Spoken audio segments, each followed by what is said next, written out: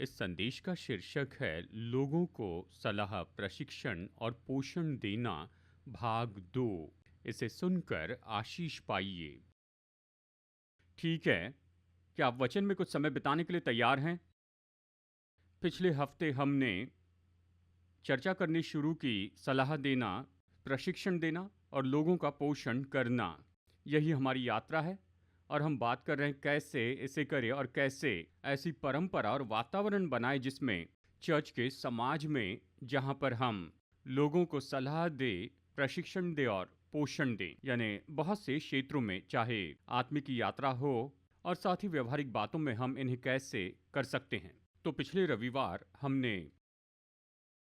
हम गौर करेंगे कि ऐसी परंपरा तैयार करें जिसे हम परमेश्वर के वचन में से देखेंगे। ये महत्वपूर्ण है, परमेश्वर इसे होते हुए देखना चाहते हैं अपने लोगों में। हम इस बात पर जोर देते हैं कि बाइबल में परमेश्वर कह रहे हैं उन सब बुजुर्गों से कि जवानों के जीवन में उंडेल दें, उनके जीवन में उंडेल दे, उनके जीवन में देते जाएं। और साथ ही चेले बनाना, ये तो पुराना शब्द है जिसे सामान्य रूप में आज कहते हैं मेंटरिंग। बाइबल का शब्द है चेले बनाना। आप दूसरों को चेले बनाते हैं और ये ऐसी प्रक्रिया जिसमें से हम होकर जाते हैं और लोगों की मदद करते हैं कि बढ़ते जाएं और उन्नति पाते जाएं। तो आज हम यही तो करने वाले हैं। आज हम चर्चा करेंगे कि कैसे सलाह दे, प्रशिक्षण दे और पोषण करें। इससे कैसे करें और हम परमेश्वर के वचन से देखेंगे। अब अवश्य ही हम तो ये चाहते हैं कि इसका उपयोग हमारे संदर्भ में हो, हमारे चर्च के समाज में, पर इनमें से बहुत सी बातों को दफ्तर में भी उपयोग कर सकते हैं। दफ्तर में इन्हीं बातों का उपयोग कर सकते हैं। अगर आप हैं टीम लीडर या प्रोजेक्ट मैनेजर या जो भी करते हैं, उस संदर्भ में हम इन बातों का उपयोग कर सकते हैं। हम वहां पर भी इनका उपयोग कर सकते हैं। हालांकि हमारा लक्ष्य यही है कि प्राथमिक रूप में गौर करते चले जाएं चर्च के संदर्भ में। आज हम चर्चा करेंगे कैसे सलाह, प्रशिक्षण और पोषण दे। अगले रविवार ब्रेक होगा, यह अलौकिक रविवार, तो उसके हिसाब से संदेश होगा। और मई महीने के पहले 2 रविवार हम भाग 3 और 4 में मार्गदर्शन और गड्ढों के बारे में देखेंगे। जैसे हम इसमें काम करते हैं तो ऐसे कौन से क्षेत्र हैं जिसके बारे में सावधान रहना है। साथ ही हम मेंटरिंग के सकारात्मक परिणाम भी देखेंगे। तो शुरू करते हुए मैं यहाँ पर ध्यान लेकर आना चाहता हूँ। हम गौर करेंगे प्रभु यीशु मसीह और उसके चेलों के ऊपर। हम जानते हैं कि जब यीशु ने सेवकाई की तो बड़ी भीड़ वहां पर आती थी। हजारों लोग, सैकड़ों, हजारों लोग वो आते थे, उसके सुनते थे, उसके द्वारा सेवा पाते। लेकिन उसके केवल 12 चेले थे। उसने चेले बनाए, मेंटर किया, अगर ये शब्द उपयोग करना चाहे, उसने मेंटर किया, पोषण दिया, चेले बनाए बस 12 को। तो हम यहाँ पर इस क्रिया को देख सकते हैं जिसके द्वारा यीशु ने इन 12 को चेले बनाया, जिसे हम एक ढांचे के रूप में रख सकते हैं। और मैंने इसे यहाँ पर 7 पॉइंट्स में रखा है जो मैं आपको अभी बताऊंगा और फिर बाद में संदेश में इन्हें आगे देखेंगे। तो नंबर 1 है चुनाव। तो यीशु ने 12 चेलों को चुन लिया। यीशु ने इस तरह से नहीं कहा सुनो जो आना चाहता है आ जाए, तो पूरी भीड़ आ जाती।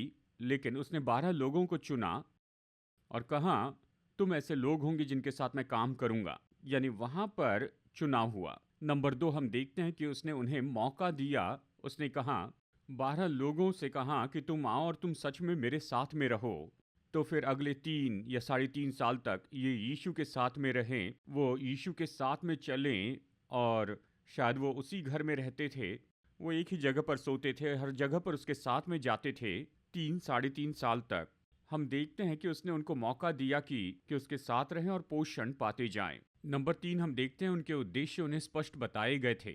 आप सुसमाचारों में ये देख सकते हैं, उसने कहा तुम मेरे साथ में रहोगे, मैं तुम्हें सेवा करना सिखाऊंगा और तुम्हें सेवकाई के लिए बाहर भेजूंगा। तो ये 3 साल की छुट्टी नहीं थी, नहीं, ये तो 3 साल की ट्रेनिंग थी। तुम मेरे साथ रहोगे और मैं तुम्हें ट्रेन करूंगा कि कैसे बाहर जाकर सेवकाई करें। उद्देश्य बहुत स्पष्ट थे जब उसने उन्हें बुलाया। नंबर 4 हम देखते हैं कि वहां पर ये मेंटरिंग हो रही थी उन 3 साल में। उसने उन्हें सवाल पूछने का मौका दिया, या उन्हें डांटते या उन्हें सुधारते, वो उन्हें सिखाते और वो उनसे काम करवाते। और वो ये सब कुछ देख रहे थे, वो जो भी काम करते वो देखते, उसने जो भी कहा वो सुन रहे थे। तो इस तरह से मेंटरिंग हो रही थी उन 3.5 साल में। तो उसने उन्हें मौका दिया। नंबर 5 हम देखते हैं कि उन्हें काम सौंपा। एक समय आया जब उसने कहा कि मैं तुम लोगों को दो दो करके भेजूंगा, तुम उन नगरों में जाओगे जहां पर मैं जाने वाला हूं। मैं तुम्हें भेजता हूं, तुम जाओ, तुम काम करो, तुम सुसमाचार बताओ और आकर मुझे खबर दो। तो ये हो रहा था, यानी काम सौंपा गया था। नंबर 6, हम देखते हैं कि उसने उन्हें चुनौती दी। फिर ऐसा समय आया जब उसने कहा, मैं चला जाऊंगा, लेकिन मैं चाहता हूं कि तुम सारी जगत में ये सुसमाचार लेकर जाओ। मैं चाहता हूं तुम आगे जाओ और तुम मुझसे भी बड़े बड़े काम करने वाले हो। आप कल्पना कर सकते हैं कि आप 12 में से एक हैं और यीशु कहते हैं तुम लोग मुझसे भी बड़े बड़े काम करोगे। वो कहेंगे, यीशु यही तो बड़ी बात है, आप चाहते हैं कि मैं इससे बड़े काम करूं? हाँ, मैंने जो किया मैं चाहता हूं तुम उससे भी बड़े काम करो। मैं तुम्हें ऐसा करने के लिए योग्य बनाऊंगा। और फिर अंत में हम देखते हैं नंबर 7, उसने उन्हें आज्ञा दी। उसके अंतिम शब्द थे, जाओ, जाओ और चेले बनाओ। अब तुम्हें जाना होगा, मैं अपनी पवित्र आत्मा भेजूंगा, पवित्र आत्मा तुम्हें सामर्थ देगा, अब तुम जाओ। तो उन्हें आज्ञा दी, उन्हें खोल दिया, उन्हें बाहर भेजा उसमें जिसके लिए उन्हें बुलाया गया था। तो हम देखते हैं ये सरल प्रक्रिया, ये ढांचा जिस पर मैं चाहता हूं कि आप इसके बारे में सोचिए। ऐसा कुछ है जिसका हम उपयोग कर सकते हैं लोगों के साथ काम करते हुए कि कैसे कैसे हम लोगों को प्रशिक्षण दें और पोषण दें। हम इस ढांचे के इन 7 पॉइंट्स को फिर से देखेंगे। पर शुरू से ही मैं इस बात पर जोर देना चाहता हूं कि मेंटर होना और प्रशिक्षण देना ये तो जीवन से जीवन की बात है। सब लोग कहिए, जीवन से जीवन। ठीक है, ये महत्वपूर्ण है। ये जीवन से जीवन की क्रिया है। इसका मतलब यदि हम लोगों को चेले बना रहे हैं, चेले बनाने का काम होता है जीवन से जीवन में। इसका मतलब मैं अपना जीवन उंडेल रहा हूं, जो कुछ परमेश्वर ने मुझ में रखा मैं आप में उंडेल रहा हूं। ये जीवन से जीवन की बात है। तो ये केवल निर्देश देने की बात नहीं है कि आप बैठिए मेरे लेक्चर सुनिए। नहीं, निर्देश तो इसका एक भाग है, लेकिन सबसे महत्वपूर्ण ये है कि ये जीवन से जीवन की बात है। और इसलिए यदि आप और मैं इस क्रिया में जुड़ जाते हैं, पोषण देना, चेले बनाना, दूसरे लोगों को उठाकर खड़े करना, तो शुरू करने की जगह तो आपकी खुद से है। आप, क्योंकि पहले आपको और मुझे ऐसे जीना होगा, लोगों को इसे हमारे जीवन में देखना होगा। प्रेरित पौलुस जिसके बारे में हम देखने वाले हैं, इस संदेश में आगे हम उसे देखेंगे, चेले बनाने की इस क्रिया में एक आदर्श के रूप में देखेंगे। ये उसके जीवन से स्पष्ट रूप में प्रकट होता है कि उसने चुन लिया कि वो खुद ऐसा जिए, इसके पहले कि वो लोगों को अपने पीछे चलने के लिए कहें। देखिए वचन देखते हैं, 1 कुरिन्थियों 11:1। पौलुस ये लिखता है, चलिए इसे पढ़ते हैं। पौलुस क्या कहता है? तुम मेरी सी चाल चलो जैसा मैं मसीह की चाल चलता हूं। जरा सोचिए, सुनो, मैं जो कर रहा हूं तुम भी करो। मेरे पीछे चलो, मेरे आदर्श का पालन करो, मेरी सी चाल चलो, क्योंकि मैं मसीह की सी चाल चलता हूं। अब पौलुस ने एक और जगह पर अंगीकार किया और उसने ये कहा, मैं वहां तक नहीं पहुंचा, मैं सिद्ध नहीं हुआ हूं, मैंने उसे अब तक हासिल नहीं किया है, मैं अभी भी इस क्रिया में हूं, लेकिन मेरा स्थान तो बहुत ही स्पष्ट है, मसीह। मैं ऐसी चाल चलता हूं, मेरा स्थान यह है कि मैं मसीह की सी चाल चलता हूं। मैं कोशिश करूंगा और मसीह को दर्शाते चले जाऊंगा हर एक संभव तरीके से मेरे जीवन में। और इसीलिए वो मुड़कर लोगों से कह सका, मेरी किसी चाल चलो, मेरे पीछे आओ, मेरी सी चाल चलो, क्योंकि मैं मसीह की सी चाल चलता हूं। और इसलिए आप और मैं, खास करके इस चर्च के संदर्भ में, जैसे हमें दूसरों को मेंटर करने और चेले बनाने के लिए भेजा है, तो आइए हम इस बात को अपने लिए स्वीकार करें कि हम मसीह की सी चाल चलने वाले होंगे। हमारे स्तर तो यीशु मसीह हैं। मैं उसके जैसे जीऊंगा ताकि मैं मुड़कर दूसरे लोगों से कह सकूं, सुनो, मेरे पीछे चलो, मेरी चाल चलो, क्योंकि मैं मसीह की सी चाल चलने का चुनाव करता हूं। फिलिपियों से पौलुस ने कहा, उसने कहा, आइए इसे पढ़ते हैं। हे भाइयों, तुम सब मिलकर मेरी सी चाल चलो और उन्हें पहचान रखो जो इस रीति पर चलते हैं जिसका उदाहरण तुम हमसे पाते हो। शब्द को देखिए, उदाहरण या तरीका। पौलुस कह रहा है, भाइयों, तुम मेरी सी चाल चलो, मेरे उदाहरण का पालन करो, मेरे तरीके के पीछे चलो। अब ये तो सच में बड़ी बात है। ऐसा कहना आसान नहीं कि लोगों से कहें कि सुनो, मेरे पीछे चलो, एक आदर्श के रूप में मुझे देखो। कल्पना कीजिए अगर आप और मैं ऐसी जगह पर आएं जहां यदि किसी को कोई निर्णय लेना है मैं खुद को बढ़ाना नहीं चाहता, मैं बस केवल कह रहा हूँ एक व्यवहारिक उदाहरण के रूप में। इसके लिए वो सोचेंगे, इसके लिए वो क्या करते। या मैंने उस व्यक्ति को ऐसी ही परिस्थिति से निपटते देखा, उन्होंने कैसे व्यवहार किया, और उनके मन में उनके पास तरीका है, उदाहरण है, उनके पास मॉडल है, और वो उसका उपयोग कर सकते हैं कि वो ऐसे ही निर्णय ले सकें। क्या आप समझ रहे हैं?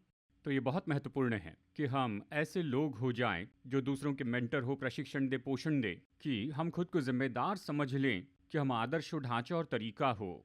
फिलिपियो 3:17 यही वचन पैशन अनुवाद में पॉलुस मॉडल शब्द का उपयोग करता, हम तुम्हारे सामने मॉडल या आदर्श रहें। हमारा जीवन आदर्श रहा है। फिलिपियो 4:9 में कहता है, जो बातें तुमने मुझसे सुनी और ग्रहण की और सुनी और मुझ में देखी, उन्हीं का पालन किया करो, तब शांति का परमेश्वर तुम्हारे साथ रहेगा। वो ये कहता है, सुनी और देखी। तुमने सुनी और साथ में देखी भी। मुझे इस पर बातें करते हुए सुना और मुझे इस पर जीते हुए देखा। कहता है, वही करो जो भी तुमने सुना और मुझे करते देखा, तुम वैसे ही करो, वैसे ही करो। तो जैसे हम मेंटरिंग की सोचते हैं, तो चलिए तो ये काम हम ही से शुरू हो जाए और हम इसे करने लगे। मत्ती अध्याय 5 वचन 19 में यीशु इस पर जोर देते हैं। वो कहते हैं, इसलिए जो कोई इन छोटी से छोटी आज्ञाओं में से एक को तोड़े और वैसा ही लोगों को सिखाए, वो स्वर्ग के राज्य में सबसे छोटा कहलाएगा। परंतु जो कोई उन आज्ञाओं का पालन करेगा और उन्हें सिखाएगा, वही ईश्वर के राज्य में महान कहलाएगा। देखिए क्या कहता है, जो पालन करेगा और सिखाएगा। पालन करना और फिर सिखाना। इसे पालन करें और सिखाएं। इसे कीजिए और सिखाइए। इसे अपने जीवन में उपयोग करें, इसका अभ्यास करें। आप नए जवाब सीखेंगे, ये असली जीवन में कैसे काम करता है। आपने सत्य पाया और व्यवहारिक अनुभव भी पाया है, अब उसे उंडेल सकते हैं। मुझे याद है जब मैं कॉलेज में था, ये मजाकिया लगेगा लेकिन जब मैं कॉलेज में था, हमने स्टूडेंट फेलोशिप शुरू की। मैं मणिपाल में था इंजीनियरिंग कॉलेज के दिनों में, और स्टूडेंट फेलोशिप बढ़ती गई और मैं इसे किसी को सौंप कर अमेरिका चला गया। स्टूडेंट फेलोशिप चलाते हैं तो सबसे बड़ी मुश्किल, ये सबसे बड़ी समस्या है लड़के लड़कियों के संबंध का, यानी डेटिंग और ये सब। मैं उस ज़माने की बात कर रहा हूँ, लगभग कई दशकों पहले की बात है। और उन दिनों में डेटिंग को ऐसे देखते थे कि ये तो ऐसा नहीं करना चाहिए, ठीक है। इन दिनों में सब बदल गया, लेकिन मैं पुराने समय की बात कर रहा हूँ। और स्टूडेंट लीडर होने के नाते इन सारी बातों को मैनेज करना पड़ता था। और मैं खुद डेटिंग नहीं कर रहा था और मुझे दूसरों को सलाह देनी पड़ती थी, डेट कैसे करे और क्या नहीं करना चाहिए। और मुझे याद है ये हुआ था, यानी ये कौन सा साल था, सोचता हूँ 92 की बात है या 93 की। और मुझे याद है मैं उस समय न्यू जर्सी में था और टाइपराइटर था मेरे पास। यानी उस समय तक तो हम पूरी तरह कंप्यूटर पर शिफ्ट नहीं हुए थे। और उन दिनों में मैं तो अपने टाइपराइटर पर 2-3 दिनों तक ऐसे बैठ गया, बिना रुके टाइपिंग करते गया। मैंने एक बुकलेट टाइप की, उसका नाम था लड़के लड़कियों के सवाल। और इसमें वो सारे गाइडलाइन दिए थे। इसे मणिपाल की फेलोशिप में बांटा गया। सुनिए, क्योंकि लीडर मेरे पास पहुंचे थे, उन्होंने कहा ये समस्या है, डेटिंग की ये सारी समस्या चल रही है, अब हम क्या करें, इसे कैसे हैंडल करें, उनसे क्या कहें। वो सारे जवान लोग कॉलेज में पढ़ने वाले इस फेलोशिप में थे। और मुझे याद है मैंने ये सब कुछ टाइप किया और यहाँ वहाँ कुछ वाइटनर भी लगाया, अगर कुछ गलती होती है तो निश्चित कीजिए कि बिना गलती के टाइप करें, नहीं तो फिर सब बर्बाद हो जाएगा। मुझे याद है जब मैंने ऐसे किया।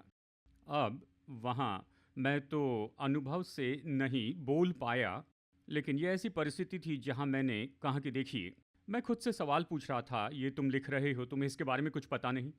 लेकिन मैं खुद से सवाल पूछ रहा था।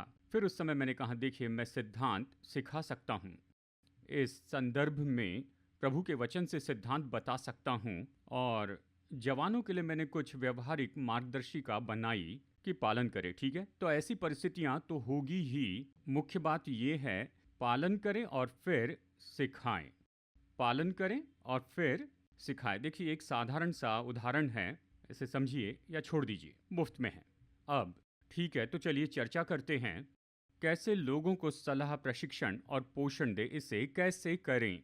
और हम क्या करने वाले, हम यही करेंगे कि हम पौलुस और तिमोथियुस को यहाँ केस स्टडी के रूप में लेंगे, ठीक है। पौलुस और तिमोथियुस को लेंगे केस स्टडी के रूप में। अब प्रेरित पौलुस, महान प्रेरित पौलुस, जब उसने अपनी सेवकाई शुरू की, यानी उसने वहाँ पर बहुत से जवान लोगों को प्रशिक्षण दिया था। और ये बहुत ही महत्वपूर्ण है क्योंकि ईस्वी सन 68 में जब प्रेरित पौलुस को मार दिया गया, सम्राट न्यूरो ने उसे मार दिया गया, सिर काटा गया। उन्होंने सोचा मसीह विश्वास को उन्होंने खत्म कर दिया, लेकिन उसके मारे जाने के पहले उसने पहले ही बहुत से जवानों को तैयार कर रखा था। तो उन्होंने पौलुस को तो खत्म कर दिया, लेकिन ऐसे बहुत से लोग थे जिन्हें उसने पहले ही तैयार कर रखा था और ये काम बस जारी रहा। तो लोगों को प्रशिक्षण देने के लिए पौलुस ने जो काम किया था, ये इतना कार्यशील था, बहुत महत्वपूर्ण था मसीह चर्च के अस्तित्व और जीवन के लिए। और हम कुछ महत्वपूर्ण नाम जानते हैं जैसे कि तीमुथियुस और तीतुस, लेकिन ऐसे बहुत से नौजवान हैं जिनके नाम तो दिए गए हैं। आप इसे पढ़ सकते हैं प्रेरितों के काम अध्याय 28 वचन 4 में। यहाँ पर बहुत से जवानों के नाम हैं जो अलग अलग क्षेत्र से हैं, जिनके साथ पौलुस ने व्यक्तिगत समय बिताया, 3 साल इफिसुस में बिताए, उन्हें प्रशिक्षण दिया, उन्हें ट्रेंड किया। और जानते हैं कि कुछ समय के बाद में वो मार दिया गया। उसने ये सब किया, बहुत से जवानों को तैयार किया और उसके बहुत से सहकर्मी थे, बहुतों के साथ उसने काम किया, उन्हें सेवकाई के लिए तैयार किया। तो हम क्या करने वाले, हम देखने वाले इस संबंध को जो पौलुस और तीमुथियुस में था, और इन 7 मुख्य पॉइंट्स को इस ढांचे में देखेंगे और असल में देखेंगे इसने कैसे काम किया पौलुस और तीमुथियुस में। क्या आप समझ रहे हैं? हाँ, ठीक है। तो कुछ पृष्ठभूमि। पौलुस और बरनबास, ये बहुत समय पहले की बात है, ईस्वी सन 44 से ईस्वी सन 46 तक।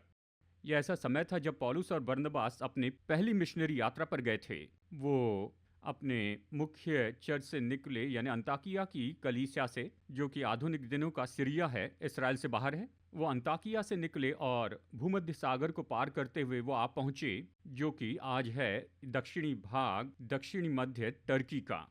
और बाइबल के समय में इस प्रांत को गलातियों के नाम से जानते थे। ये तो गलेशिया के जिल्हे थे। यहाँ 3 मुख्य शहर थे, आइकोनियम, लुस्त्रा और डर्बी के नगर। 3 शहर का ये भाग है, तीनों एक दूसरे के पास है, बस 300 मील के अंदर।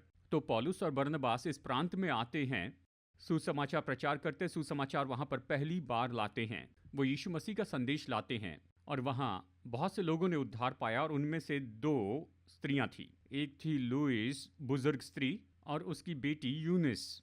वो यहूदी लोग थे, वो विश्वास में आया। अब यूनिस का विवाह ग्रीक व्यक्ति से हुआ था और फिर ऐसा हुआ कि वे मसीह यीशु में विश्वास करने लगी। उस पहली मिशनरी यात्रा में समय बीतता गया और यूनिस का बेटा हुआ जिसका नाम था तीमुथियुस। इस बारे में कुछ नहीं लिखा है कि तीमुथियुस कब मसीह में विश्वास करने लगा, लेकिन लगभग 6 साल के बाद में पौलुस और सिलास वो तो जा रहे थे अपनी दूसरी मिशनरी यात्रा पर, और वो वापस आए, इसी प्रांत में वापस आए, आइकोनियम, लुस्त्रा, डर्बे और लुस्त्रा में। और इस समय पौलुस की मुलाकात होती है एक नौजवान से जिसका नाम था तीमुथियुस। ये तो यूनिस का बेटा था, तो कहीं ना कहीं वहाँ पर वो मसीह में विश्वास करने में आ गया और चेला बनाया गया। और तीमुथियुस, उसकी माँ तो यहूदी थी, उसका पिता ग्रीक था।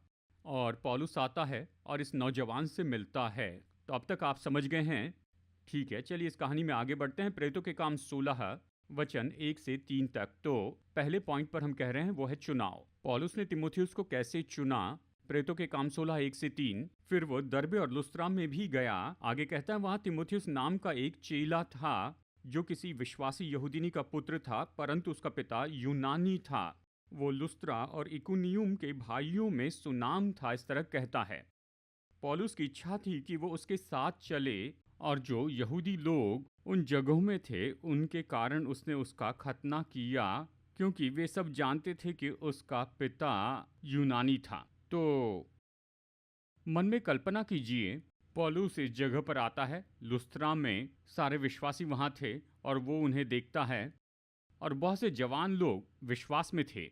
लेकिन पौलुस किसी तरह इस जवान की ओर अपनी आंखें लगाता है जिसका नाम था तीमुथियुस। और उस समय तीमुथियुस शायद लगभग 17 साल का था।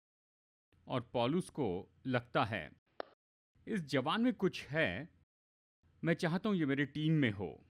और वो सच में तीमुथियुस को न्योता देता है, तीमुथियुस आओ, मेरे टीम का भाग हो। तो फिर से वहां पर के सभी लोगों में से पौलुस चुनता है तिमुथियुस को। तो पहला पॉइंट है चुनाव। तो ये सारी मेंटरिंग की बातें, अवश्य ये दो तरह की बात है, पर आप उन्हें चुनते हैं जो आपके साथ में काम करेंगे।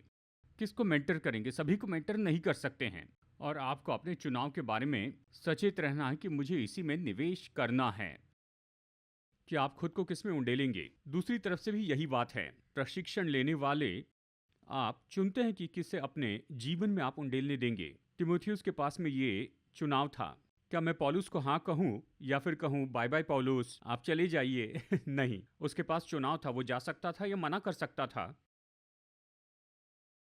फिर दूसरा तिमोथियुस अध्याय 2 में अपनी आखिरी पत्री में पौलुस तिमोथियुस से कहता है, तिमोथियुस, जो बातें तूने मुझसे सीखी हैं मैं चाहता हूं वो तुम विश्वास योग्य लोगों को सिखाओ, जो दूसरों को भी सिखाने योग्य होगे। यहाँ तीन तरफा क्राइटेरिया देखते हैं। वो कहता है, तिमोथियुस, जो मुझसे सीखा है दूसरों को सिखाओ, पर किन लोगों को सिखाओ? विश्वास योग्य लोगों को, नंबर 1। तो ये हृदय की बात है, क्या वो ईमानदार हैं, विश्वास योग्य हैं, ये हृदय की बात है। विश्वास योग्य लोग। दूसरी बात, वो योग्य हो। अब ये तो क्षमता की बात है, यानी उनमें ये क्षमता है, उनमें ये काबिलियत है, यानी आप क्षमता उंडेलते जाते हैं। आप उनमें नहीं उंडेलते हैं जो कि वहाँ पर नहीं हैं, आप क्षमता में उंडेलते हैं। क्या सच में वो योग्य हैं?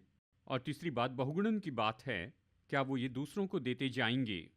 मतलब ये निवेश व्यर्थ नहीं होगा, ये ऐसा निवेश है जो बहुगुणित होते जाएगा। तो तीन तरह का क्राइटेरिया, क्या आप समझ रहे हैं? जैसे आप लोगों को चुनते हैं, अवश्य प्रार्थना कीजिए, पर परमेश्वर आपको जोड़ेंगे। सुनो, मैं चाहता हूं कि तुम उस व्यक्ति में निवेश करो या इस व्यक्ति में निवेश करो, लेकिन आप इन तीन चीज़ों को देखते हैं, आप हृदय को देखते हैं, क्या उनका हृदय सही जगह पर है। दूसरी बात, आप उनकी क्षमता देखते हैं, क्या वो ये कर सकते हैं। और तीसरा, क्या वो दूसरों को सिखाएंगे। वो इसे अपने तक ही न रखें कि बस जमा करके रखें और किसी को न दें। वो नदी जैसे हो, अगर मैं उनमें उंडेलता हूं तो वो दूसरों को देते जाएं। क्या आप समझ रहे हैं? मुझे याद है कॉलेज के उन दिनों में, और जैसे मैं वहाँ से निकलने वाला था तो मैंने निर्णय लिया कि ये नौजवान जो मेरे बाद अगवे होने वाले थे, मैंने उनके साथ समय बिताया। देखिए, एक समस्या उस समय थी, उन दिनों में वो हकलाते थे। तो कल्पना कर सकते हैं, मैं उनसे कह रहा था, ये नौजवान ये मेरे बाद अगवे होंगे, और जब मैंने उन्हें बोलने का समय दिया तो वो हकलाने लगे। और बहुत से लोगों ने कहा, मुझे नहीं लगता ये सही चुनाव है। लेकिन जानते हैं, वहाँ पर जब वो अगवे बने, यानी उनका हकलाना ही गायब हो गया, परमेश्वर ने उससे निपट लिया, परमेश्वर ने वो दूर किया। पर विश्वास का ये छोटा कदम था। अगर आप मुझसे पूछे आपने उसे क्यों चुना जो कि हकलाता था कि वो अगवा हो जाए एक फेलोशिप का, क्योंकि मैं उसका हृदय देख रहा था। मैंने उसका हृदय देखा, मैंने जाना उसके हृदय में कुछ है जो बिल्कुल सही है। हकलाने से कोई फर्क नहीं पड़ता, परमेश्वर उसे दूर करेंगे, और परमेश्वर ने वैसे ही किया। ठीक है, तो पहले हृदय को देखिए। अगर उस व्यक्ति के पास में सही हृदय है तो आगे बढ़िए, हृदय पहले। दूसरी, योग्यता। तीसरा, बहुगुणन। क्या ये बहुगुणन होने वाला है? ठीक है, तो आप इस तरह से लोगों को चुनें। अब कुछ व्यवहारिक बातें, क्योंकि जैसे कि आप लोगों के जीवन में निवेश करते जाते हैं, जानते हैं, देखिए, ये हृदय महत्वपूर्ण है, ये प्रेरणा महत्वपूर्ण है। अब मैं ये सब कुछ बता रहा हूँ इसलिए नहीं कि किसी को नीचा दिखाऊं या फिर दोष लगा रहा हूँ। देखिए, मैं ये बस बता रहा हूँ, खास करके जब दूसरे पास्टर मुझे बुलाते हैं, कहते हैं पास्टर हम आपके साथ में जुड़ना चाहते हैं। देखिए, मैंने अलग अलग ऐसे अनुभव पाए हैं। एक सबसे महत्वपूर्ण बात जो मैं शुरू में ही पूछता हूँ या पहले सोचता हूँ, वह है प्रेरणा। क्यों वो व्यक्ति मुझसे ये पूछ रहा है? और मैंने ये पाया, ये मेरा विचार है, मैं आपको सच बता रहा हूँ, इसलिए क्रोधित मत होइए। कई बार लोग केवल लेबल चाहते हैं, वो बस जाकर यही बताना चाहते हैं कि ये मेरे मेंटर हैं। मुझे कैसे पता? क्योंकि जब मैं अगले कदम पर जाता हूं और कहता हूं, ठीक है, आप क्या करना चाहते हैं, किसमें मैं आपका मेंटर बनूं, क्या हम इस पर काम करें, वो बिल्कुल चुप रहते हैं। उन्हें केवल लेबल चाहिए कि लोगों को बता सकें कि ये मेरे मेंटर हैं। वो असली प्रक्रिया के लिए दिलचस्पी नहीं लेते हैं। ये एक तरह का उद्देश्य है जो मैंने देखा है। दूसरी बात जो मैं उनसे कहता हूँ, क्यों न हम पहले दोस्त बन जाएं, खास करके जो मुझे फ़ोन करते हैं जिन्हें मैं अच्छे से नहीं जानता, पहले हम दोस्त हो जाते हैं, फिर मेंटरिंग के बारे में सोचेंगे। चलिए संबंध रखते हैं, चुप बैठते हैं। इसका मतलब वो निवेश करना नहीं चाहते, वो समझते नहीं मेंटरिंग के लिए संबंध बहुत महत्वपूर्ण होते हैं। उन्हें बस लेबल चाहिए कि ये कह सके ये मेरे मेंटर हैं, लेकिन मैं संबंध में दिलचस्पी नहीं लेता, मैं मेंटरिंग की कीमत चुकाना नहीं चाहता हूँ। तो मैं ये जानता हूँ इनमें प्रेरणा नहीं है, ये लेबल चाहते हैं। ऐसी केस में मैं आगे नहीं बढ़ता हूँ, मैं उन्हें फ़ोन करके कहता हूँ कृपया मुझे अपना मेंटर मत कहिए, क्योंकि वो इन सारी बातों का गलत उपयोग करते हैं। कहता हूँ मुझे अपना मेंटर मत कहिए।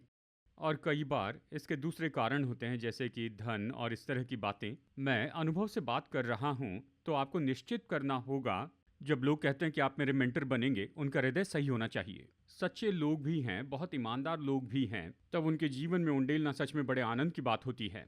क्या आप समझ रहे हैं? पर पहले उद्देश्य जांच लीजिए। यही बात दूसरी तरह भी काम करती है। अगर कोई आपसे आकर ये कहता है मैं आपका मेंटर बनना पसंद करता हूँ, मेंटर क्यों बनना चाहते हैं इसका उद्देश्य जान लीजिए। कई बार वो गिनती बढ़ाना चाहते हैं। वो 500 बना चुके हैं, आपका नंबर है 501। बस वो संख्या बढ़ाना चाहते हैं ताकि वो ये कह सकें मैं 500 लोगों का मेंटर हूँ और आप 501वें हैं। अगर यही प्रेरणा है तो कहिए नहीं धन्यवाद, हाँ कहने की ज़रूरत नहीं। क्यों वो आपके अंदर उंडेलना चाहते हैं और आपके मेंटर बनना चाहते हैं? क्या उनका उद्देश्य सही है? ये दोनों तरह काम करता है। क्या आप सुन रहे हैं? ठीक है, तो इन बातों के बारे में सोचिए। एक और बात हमें समझना ज़रूरी है कि जबकि आप मेंटर हैं, इसका मतलब यह है कि आप उनके जीवन की सारी बातों के लिए जवाब नहीं हैं। मतलब बहुत ही व्यवहारिक है। चलिए उदाहरण के लिए, यदि आप इलेक्ट्रिशियन हैं, तो क्या कार मैकेनिक के पास जाकर कहेंगे कि आप मेरे मेंटर बनेंगे, कि मैं इलेक्ट्रिशियन बन जाऊं? नहीं, आप जाएंगे एक इलेक्ट्रिशियन के पास। अब कार मैकेनिक आपको सामान्य बातें बता सकता है, लोगों से कैसे व्यवहार करें, कैसे कस्टमर से बातें करें, कैसे मुश्किल परिस्थितियों का सामना करें। लेकिन जब बात आती है किसी खास बात की, आपके काम के बारे में, आपका ऐसा मेंटर होना चाहिए जो इसे जानता है। दूसरे शब्दों में, मेंटरिंग का अर्थ है आप जानते हैं कि आप क्या बोल रहे हैं, या प्रशिक्षण लेते हुए आप निश्चित करें कि आपके जो मेंटर है वो जानते हैं या वो माहिर हैं उस क्षेत्र में जिसमें आप बढ़ना चाहते हैं। क्या आप सुन रहे हैं? नहीं तो ये कोई काम का नहीं होगा। ठीक है, तो जब आप किसी के मेंटर बनते हैं तो निश्चित कर ले आपके पास देने के लिए कुछ है। अगर देने के लिए कुछ नहीं तो कहिए माफ़ कीजिए, मेरे पास देने के लिए कुछ नहीं है, मेरे पास ज्ञान नहीं है, क्षेत्र के बारे में मैंने कुछ नहीं सीखा है। अच्छा, आप किसी और के पास जाइए, मुझे आपका उद्धारकर्ता नहीं होना है। परमेश्वर आपके लिए दूसरे बहुत से लोगों का उपयोग कर सकते हैं। आप अपनी सीमा जान लीजिए, आप अल्फा और ओमेगा नहीं हैं परंतु प्रभु हैं। आमीन। तो एक मेंटर के रूप में अपनी सीमाएं जानिए। आप उस व्यक्ति के जीवन में क्या मोल जोड़ सकते हैं। प्रशिक्षण लेने वाले के रूप में आप समझिए, मैकेनिक से बात मत कीजिए कि आपको इलेक्ट्रिशियन होना सिखाए, ये तो मूर्खता की बात होगी। क्या आप समझ रहे हैं? समझ रहे हैं? नहीं, हाँ, ठीक है। तो सरल बातें हैं, ठीक है। वो ये चुनाव करते हैं और इसीलिए जब आप मेंटर होते हैं तो इस बात को समझ लीजिए कि एक व्यक्ति के बहुत से मेंटर्स हो सकते हैं, खास करके मसीह लोगों में, और खास करके पास्टर कहते हैं कि केवल मैं ही हूँ, केवल तुम्हें इसी सोते से पीना होगा। ये तो मूर्खता है पुलपिट पर ये शब्द कहने के लिए, माफ़ कीजिए। जानते हैं केवल परमेश्वर ही है जो पूरी क्षमता रखते हैं, पूरी क्षमता रखने वाले हैं, पास्टर नहीं। ना ही कोई प्रचारक है, ना ही कोई एक सेवकाई है जिनके पास सब कुछ है, नहीं। तो बात तो ये है कि आपको बहुत से सोतों से पीना होगा। क्या आप समझ रहे हैं? तो जब आप किसी के मेंटर होते हैं तो उस व्यक्ति को आप आज़ादी दीजिए कि उसके बहुत से मेंटर हों, क्योंकि उनके जीवन में अलग अलग सोतों से उंडेला जाना चाहिए और आप अकेले ये सब नहीं कर सकते। लेकिन मैंने पास्टर से सुना है, लोगों से सुना है, ये बड़े अपोस्टल और प्रॉफिट जो कहते हैं आपको केवल मेरे ही सोते से पानी पीना होगा, और मैंने देखा है कि उन्होंने इन सारी बातों को लिख कर रखा है। मैं कहता हूँ ये कितनी मूर्खता है, लेकिन ऐसे हजारों लोग उस झूठ में गिर जाते हैं। वो कहते हैं मैं केवल इसी सोते से पीता हूँ। आपको क्या लगता है परमेश्वर के पास एक ही सोता है? नहीं, पवित्र आत्मा बहुत सी नदियों जैसे बहता है। क्या आप सुन रहे हैं? तो उन झूठ में न गिरें। देखिए, क्योंकि ये तो आपके जीवन पर नियंत्रण करने का एक और तरीका है। इस तरह से नियंत्रण नहीं करते हैं, खास करके आत्मिक संदर्भ में। तो उन सारे सोतों से पिए जिनके द्वारा परमेश्वर उंडेल रहे हैं। ठीक है, आपको एक से ज़्यादा मेंटर चाहिए जीवन के अलग अलग क्षेत्रों के लिए। कि आपको उभारे, आपको बल दे और ये सब। तो जैसे हम इसे आगे देखते जाते हैं, देखिए ये सारी बातें वहाँ पर हुई कि पौलुस और तीमुथियुस एक साथ में जुड़ जाएं। ये बहुत अद्भुत कनेक्शन था। लेकिन देखिए पौलुस ने क्या किया। पौलुस ने तीमुथियुस को लेकर उसका खतना करवाया। क्या अभी भी आप समझ रहे हैं? हम अभी भी प्रेरित 16 में हैं। पौलुस ने तीमुथियुस को लिया और उसका खतना करवाया। अब ये दिलचस्प है, ये बहुत बड़ी बात है, क्योंकि प्रेरित पौलुस ने ये पूरी पत्री यहाँ पर लिखी है, नाम है गलातियों। इन्हीं समूह को, इन्हीं लोगों को उसने बताया कि उन्हें खतना करने की क्यों ज़रूरत नहीं है। इन्हीं लोगों को बड़ी पत्री में लिखता है, कहता तुम्हें खतना करने की ज़रूरत नहीं। और देखिए वो क्या कर रहा है, वो उनमें से एक को लेता है और सबसे पहले उसका खतना करवाता है। क्या वो अपनी बात का इनकार कर रहा था? नहीं, पौलुस बहुत ही व्यवहारिक था। तीमुथियुस की इस खास केस में जहां उसकी माँ यहूदी थी और पिता ग्रीक थे, ग्रीक पिता होने के नाते उसने अपने बेटे का खतना नहीं करवाया होगा, लेकिन यहूदी परंपरा में माँ जो लेकर चलती ये महत्वपूर्ण है, और उसकी यहूदी परंपरा का आदर करते हुए उसने उसका खतना करवाया। साथ ही इसके लिए एक और कार्यनीति का कारण था। केवल खतना किया होगा तो ही यहूदियों की सेवकाई कर सकते थे। केवल खतना किया गया है तो ही आराधनालय में प्रवेश कर सकते हैं। ये बहुत ही व्यवहारिक कारण है। क्या आप सुन रहे हैं? शायद कुछ लोग बहुत व्यवहारिक है। तो पौलुस थियोलॉजिकली वो तो खतने के विरुद्ध में था, पर अब हम व्यवहारिक बात कर रहे हैं। गलातियों की पूरी पत्री उसने लिखी, इसे पढ़िए। वो उन्हीं लोगों से कहता है तुम खतना मत करवाओ, तुम्हें यहूदी और फिर विश्वासी नहीं होना है, तुम अन्य जाति से सीधा विश्वासी बन सकते या यहूदी से विश्वासी हो सकते। लेकिन वो कुछ करता है, क्यों? ताकि व्यवहारिक हो जाए। तो ये दूसरा पॉइंट है। जब आप काम करते हैं और आप पूरी तरह से चुनाव करते हैं कि किसके मेंटर होंगे, हाँ, आप आत्मिक काम करते हुए भी व्यवहारिक हो जाइए। मैं ये इसलिए कह रहा हूँ, मैंने देखा आत्मिक रीति से मेंटरिंग करते हुए कुछ लोग तो बहुत ही मूर्खता का काम करते हैं। यानी जिस तरह से वो उनके मेंटर होते हैं, और ख़ास करके हम इसे अक्सर देखते हैं, पास्टर कहते हैं उन्होंने चर्च में किसी जवान को देखा जो प्रभु से प्रेम करता है, सेवा करना चाहता है। वो कहता है सब छोड़कर आ जाओ, मैं तुम्हें संभाल लूँगा। तो वो कहते पढ़ाई छोड़कर आ जाओ, वो आ जाते। तो ये नौजवान खुशी से कूद पड़ता, अच्छी स्कूल और पढ़ाई छोड़ देता। क्या कर रहे हो? पास्टर मुझे मेंटर कर रहे हैं। पास्टर क्या करते हैं, सुबह सब्जी की दुकान में जाकर सब्जी खरीद लाओ, मेरे बच्चों को स्कूल छोड़कर आओ, अखबार लेकर आओ। ऐसी मेंटरिंग होती है। मैं मजाक नहीं कर रहा हूं, यही तो हो रहा है। पास्टर इस व्यक्ति का उपयोग करते हैं कि अपने सारे काम करवाए और कहते हैं मेंटर हैं। और पास्टर ये नहीं सोचते हैं, लेकिन एक दिन इस नौजवान को शादी करनी होगी, उसका परिवार होगा, उसका बिल कौन चुकाएगा? अगर वो पढ़ाई नहीं करेगा तो उसे नौकरी कौन देगा? पास्टर ये सब नहीं सोचते हैं, बस तुम आ जाओ, हम यीशु की सेवा करेंगे। क्या आप सुन रहे हैं? व्यवहारिक हो जाइए। सुनिए, इस व्यक्ति का भविष्य होना चाहिए। इसे पढ़ाई के लिए भेजिए, इसे अच्छा पढ़ाइए, उसे अच्छा भविष्य दीजिए। जबकि आप उसे आत्मिक रीति से बढ़ा रहे हैं, उसे अच्छा भविष्य भी दीजिए। उसका परिवार होगा, घर होगा, बच्चे होंगे, उसे उनकी देखभाल करनी होगी। हम नहीं कह सकते सब छोड़कर मेरे पीछे आओ और उसका उपयोग करें अपने सारे इन कामों के लिए। मैंने इसे होते हुए देखा, बार बार होते हुए देखा।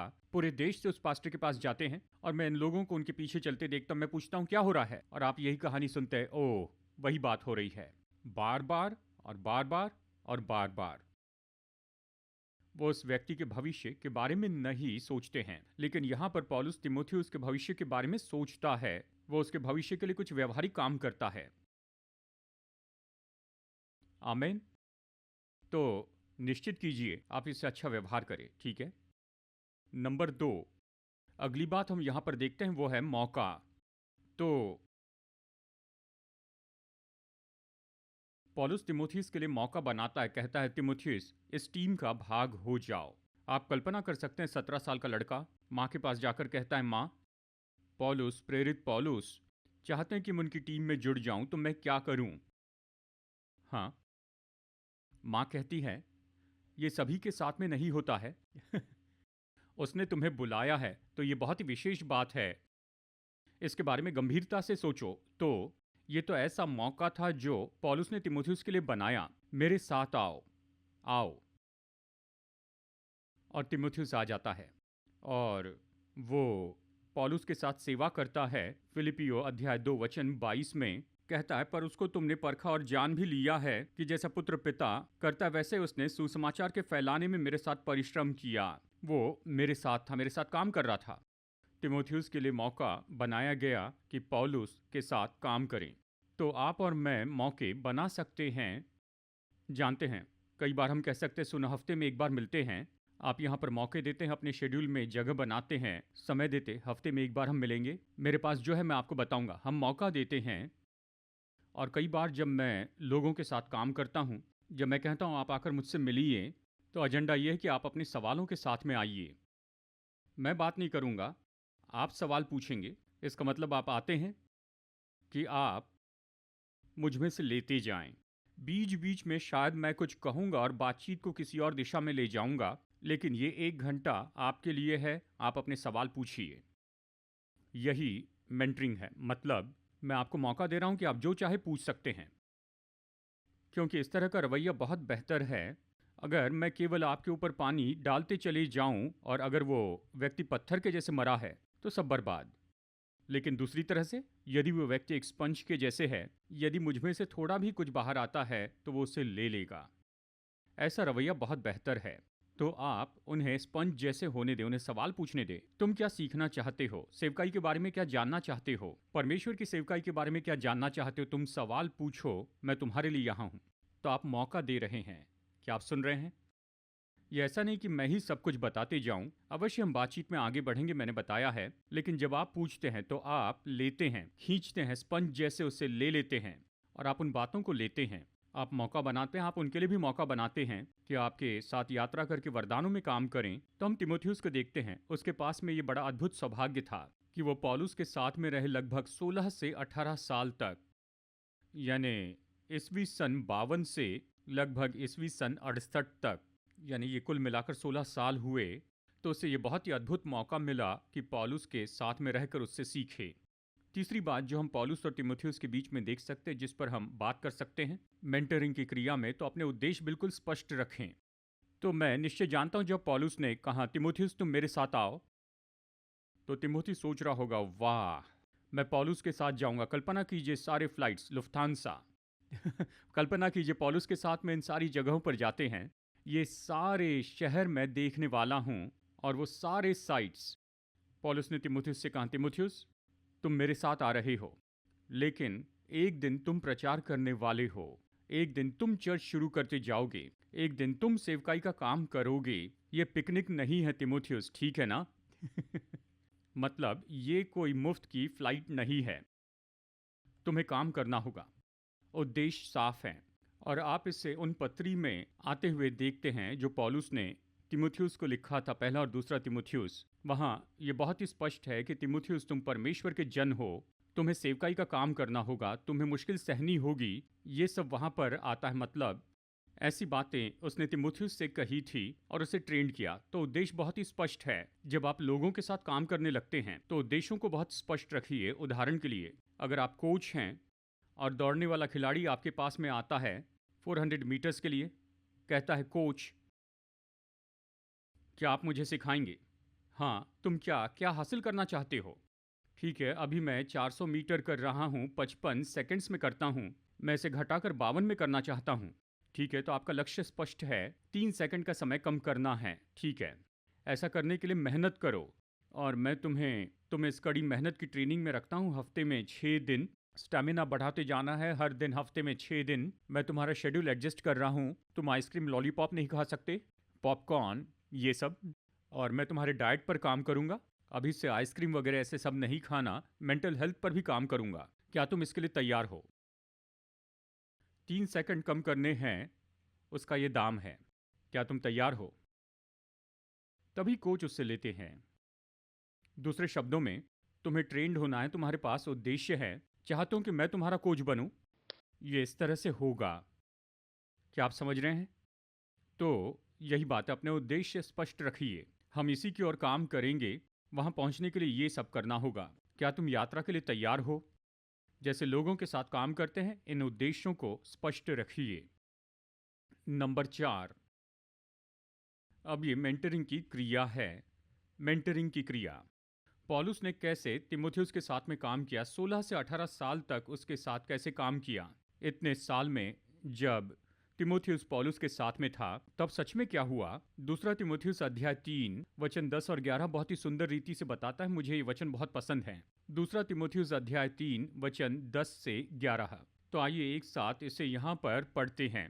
परंतु तूने उपदेश, चाल चलन, मनसा और विश्वास और सहनशीलता, प्रेम, धीरज और सताए जाने और दुख उठाने में मेरा साथ दिया, यानी इतने दुखों में।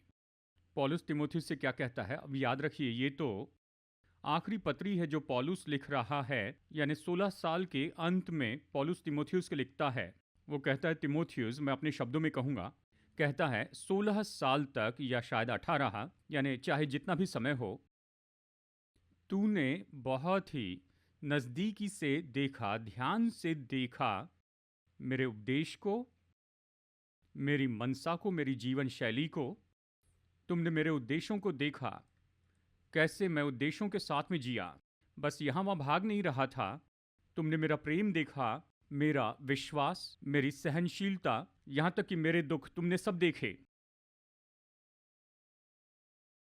क्या आप सुन रहे हैं? तो इन 16 साल में क्या हुआ? तिमोथियुस देखने लगा, वो सुनने लगा। अवश्य उसमें उसको भागी होना पड़ा, लेकिन मेंटरिंग इसी तरह से हुई। वो ये देख सका कि ये तो प्रेरित पौलुस है। वो पौलुस के साथ तब भी था जब उसे पीटा गया, जब उसे कोड़े मारे गए, जब वो भूखा था, जब जहाज टूटा वो वहां था। उसने पौलुस को देखा होगा, उसने कहा होगा, मैं थक गया हूं, परेशान हो चुका हूं। उसने पौलुस को इन सब में देखा होगा, उसने नजदीकी से देखा होगा उसके जीवन का तरीका।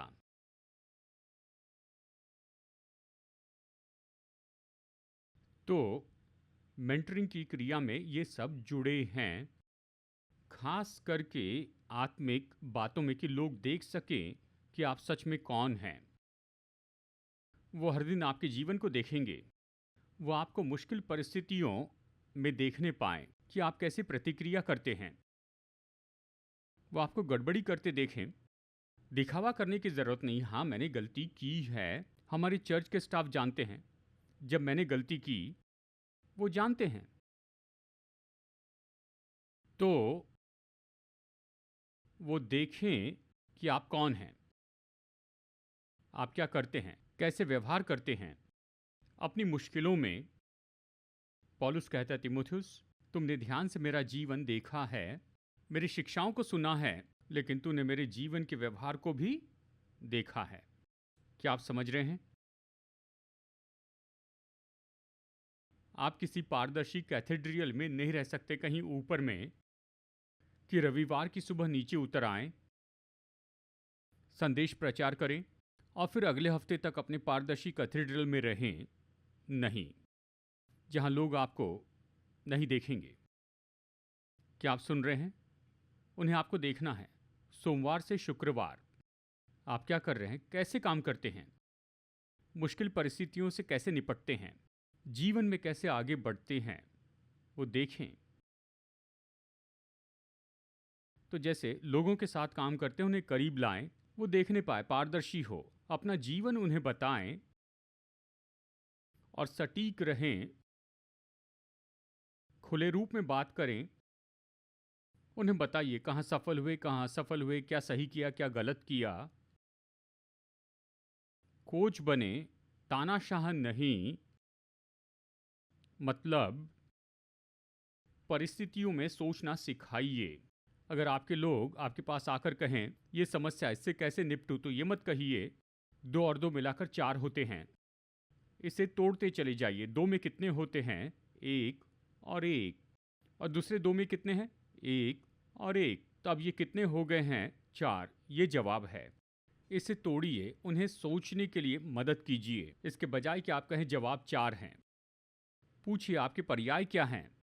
तो ये है। हर एक पर्याय के परिणाम क्या हैं? ठीक है, ये हैं। तो सबसे उत्तम क्या है? ये है।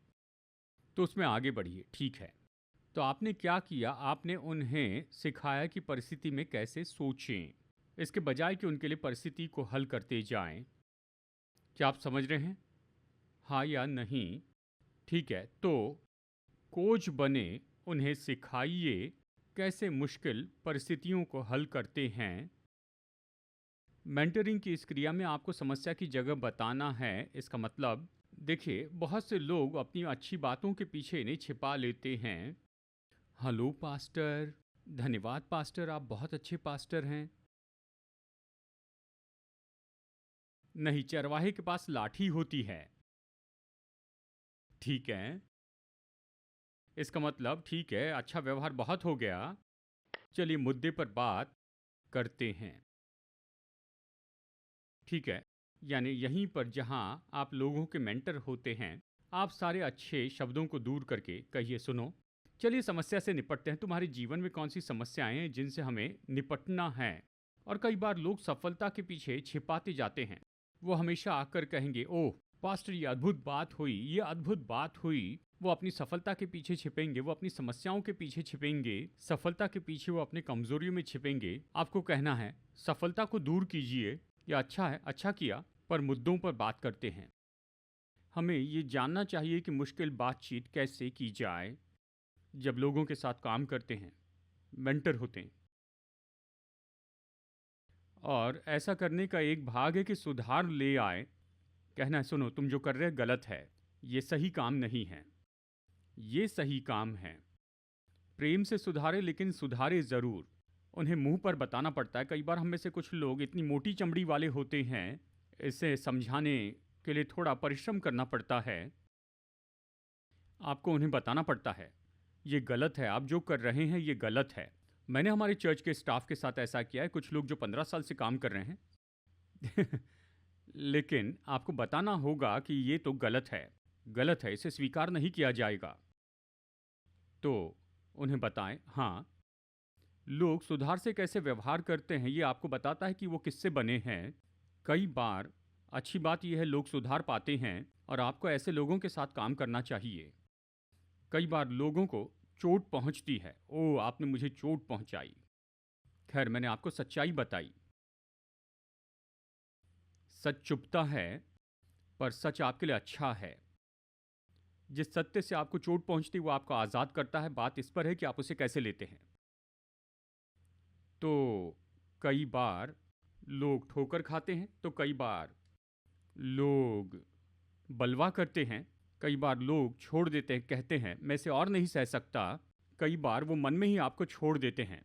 वो बताते नहीं कि वो छोड़ रहे हैं, लेकिन छोड़ देते हैं और दिखावा करते कि अभी भी साथ में हैं। तो सुधार की हर तरह की प्रतिक्रियाएं होती हैं, पर सुधारना ही पड़ेगा। आपको ये करना होगा। क्या आप सुन रहे हैं?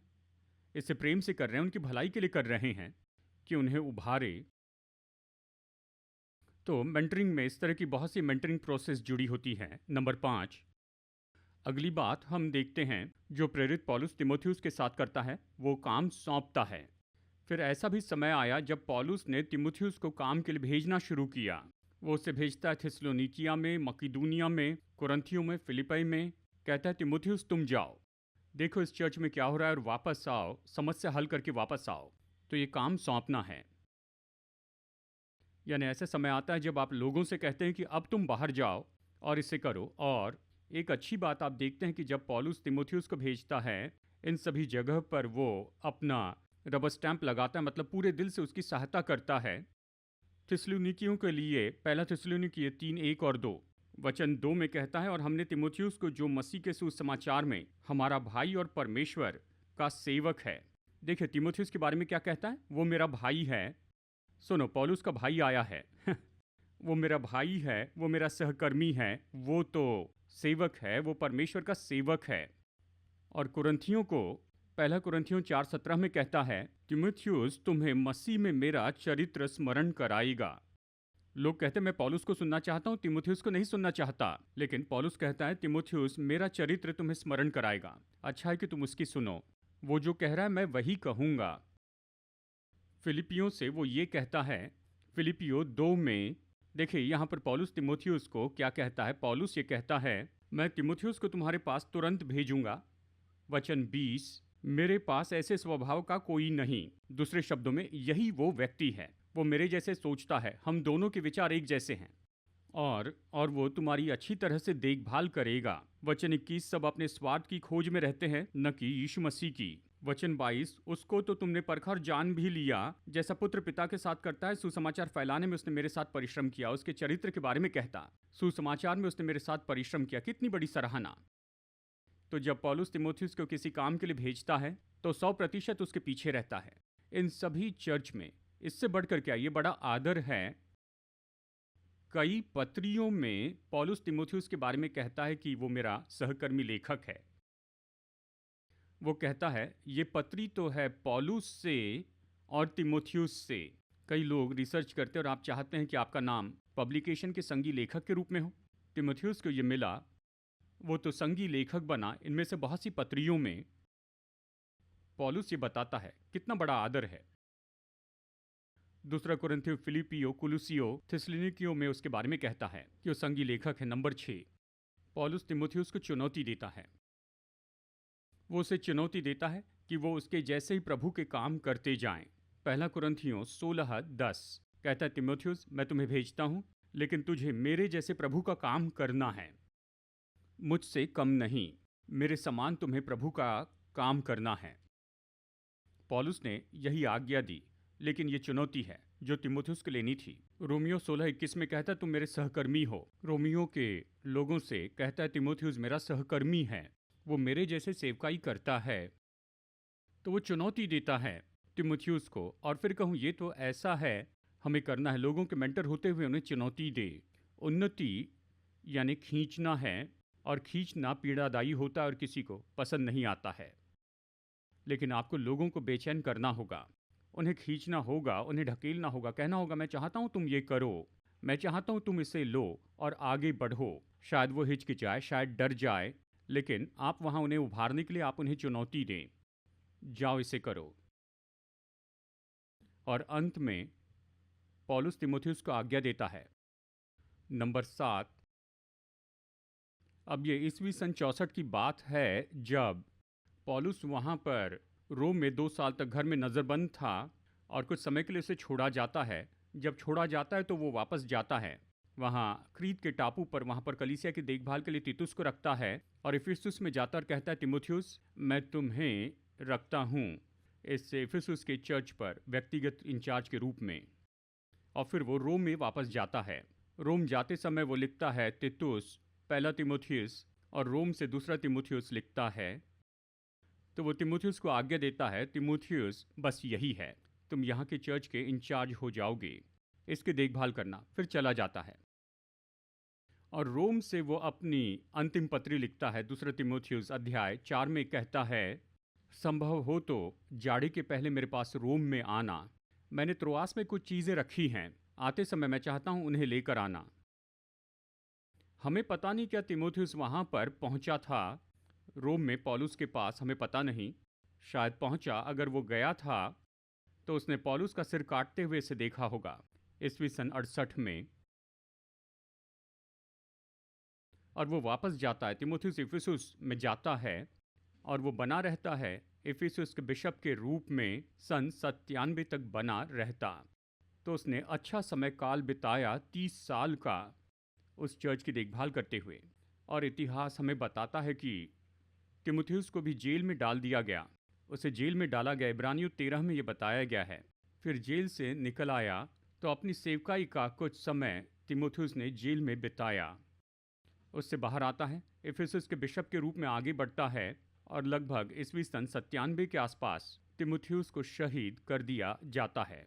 सुसमाचार के लिए इफिसुस में इफिसुस के लोग खुद उसे मार देते हैं, सुसमाचार के उसके प्रचार के लिए। तो अद्भुत कहानी है, बहुत अद्भुत जीवन है जिसे तैयार किया गया और उसने प्रभु के राज्य पर बड़ा प्रभाव डाला।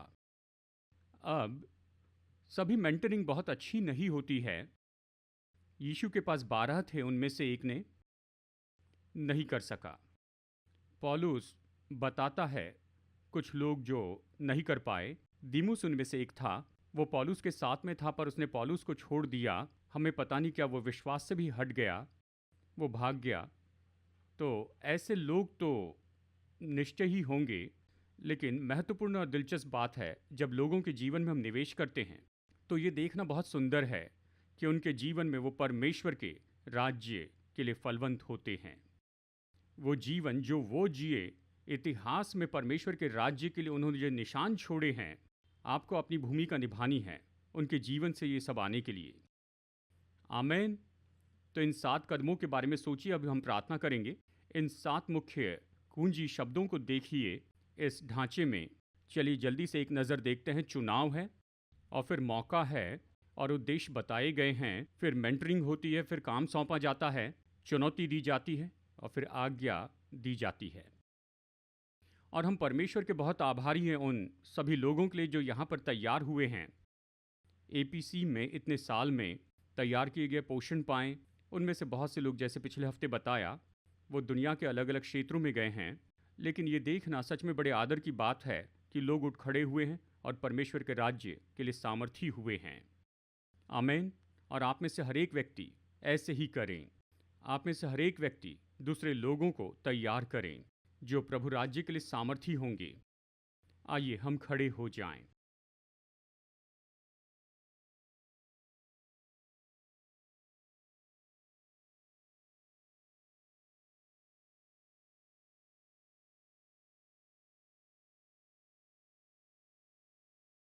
आज सुबह मैं चाहता हूं कि आप प्रार्थना करें, कहें, प्रभु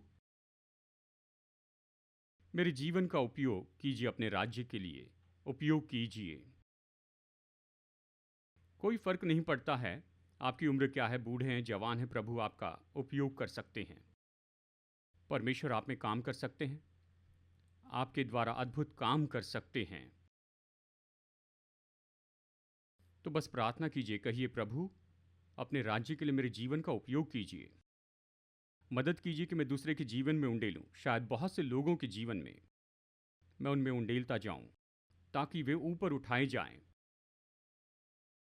पौलुस जैसे मुझे भेजिए किसी तिमुथियुस के पास। कुछ लोगों के लिए मुझे आशीष बनाइए कि उन्हें तैयार करूं ताकि वे प्रभु राज्य के लिए प्रभाव डाल सकें। आइए कुछ पल हम प्रार्थना करते हैं। पिता, हमारे प्रभु यीशु मसीह के नाम में आपके पवित्र आत्मा के अभिषेक और सामर्थ के द्वारा प्रभु इस समय मैं पुकारता हूँ अनुग्रह और वरदान के लिए, और अभिषेक और बुलाहट और आज्ञा के लिए जो आपने यहाँ उपस्थित हर एक व्यक्ति पर रखी है। यहाँ पर हर एक व्यक्ति, जवान हो या बूढ़ा हो, चाहे किसी भी उम्र का क्यों ना हो, परमेश्वर आपने हमारे जीवन में जो भी निवेश किया है और जो बुलाहट आपने हमारे जीवन पर रखी, वो उभर कर आए। पिता, हम प्रार्थना करते हैं कि ये कलीसिया ऐसी जगह हो जाए जहाँ स्त्री और पुरुष तैयार किए जाएंगे कि अपनी बुलाहट पूरी कर दें। स्त्री और पुरुष यहाँ पर पोषण प्राप्त करेंगे, ट्रेंड होंगे, तैयार होंगे, मेंटर बनेंगे और चेले बनाएंगे, और ये उंडेलते जाएंगे ताकि वो लोग आपके राज्य के लिए बहुत ही सामर्थी हो जाएं। पिता, चाहे वो प्रभाव के जिस किसी क्षेत्र में हैं, चाहे वो समाज के जिस किसी क्षेत्र में हैं, परमेश्वर आप सामर्थी स्त्री और पुरुषों को तैयार कीजिए कि हमारे शहर पर प्रभाव डाले, हमारे देश पर प्रभाव डाले और इस संसार के देशों पर प्रभाव डाले। और पिता, आज ही आपकी पवित्र आत्मा की सामर्थ के द्वारा मंजिलों पर काम होते चले जाए और मंजिल सामने आती जाए। जो भी परमेश्वर की बुलाहट है, निश्चय हमारी आत्मा के अंदर हम प्रोत्साहित किए जाएं। हमारे हृदय के अंदर परमेश्वर की बुलाहट जो हमारे जीवन पर है वो प्रकट हो। हमें बुद्धि दीजिए कि हम जाने कि हम कैसे तैयार हो सकते हैं, किस तरह हमारी मेंटरिंग हो, हमारा पोषण किया जाए, हमें उंडेला जाए, ताकि हम में से हर एक व्यक्ति पूरे डिलडॉल में उठता चला जाए उस बुलाहट और उस मंजिल के लिए जो आपने हमारे जीवन पर रखी है। यहाँ कोई भी व्यक्ति ऐसा न हो जिसमें कोई कमी घटी हो। इन महान कामों की और इन भले कामों की जो आपने इनके लिए रखे हैं कि इस पृथ्वी पर करें, हम में से एक में भी कोई कमी घटी ना हो। उन सारी बातों के लिए जो आपने हमारे लिए रखी है पिता, हम में से हर एक व्यक्ति इसमें उभर कर आ जाए, इसे पूरा करें। हम में से हर एक व्यक्ति पूरी तरह तैयार हो जाए आपके वचन के द्वारा, पवित्र आत्मा के द्वारा, हमारे अंदर उंडेले जाने और पोषण के द्वारा, प्रोत्साहित करने के द्वारा कि आपने हमें जो होने के लिए बुलाया है हम वो बन जाएं।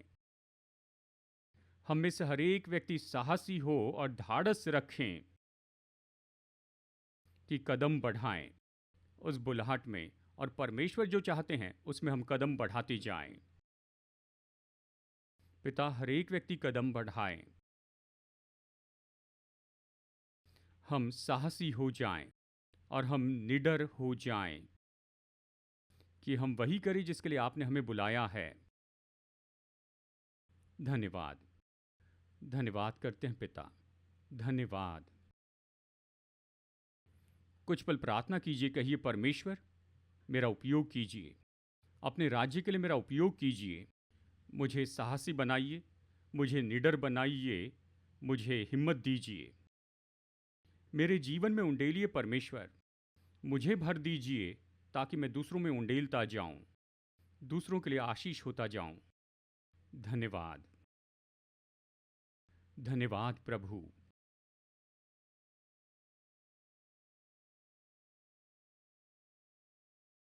हम यहाँ पर बेनिडिक्शन लेंगे और सभा खत्म करेंगे। उसके बाद में हमारे पास्टर्स की टीम यहाँ पर होंगी। कृपया आप उपलब्ध रहिए ताकि हम लोगों के लिए प्रार्थना करें। अगर आपको प्रार्थना करवानी है तो आप हम में से किसी के पास भी आ जाइए, हम खुशी से आपके लिए प्रार्थना करेंगे, आपकी सेवा करेंगे। आइए बेनेडिक्शन लेते हैं। हमारे प्रभु यीशु मसीह का अनुग्रह और हमारे स्वर्गीय पिता परमेश्वर का प्रेम और उसकी पवित्र आत्मा की मधुर उपस्थिति हम में से हर एक के साथ हमेशा होती रहे, यीशु के नाम में, आमीन। संदेश सुनने के लिए धन्यवाद। भरोसा करते हैं कि ये संदेश आपके लिए आशीष रहा। मुफ्त के स्रोत पाने के लिए, जिनमें हैं सरमन नोट्स और पब्लिकेशन, पाने के लिए विजिट करें apcwo.org पर। बेंगलुरु के एपीसी बाइबल कॉलेज की जानकारी पाने के लिए विजिट कीजिए apcbiblecollege.org पर। याद रखिए, all Peoples church Bengaluru app download कीजिए एप्पल या गूगल प्ले स्टोर से।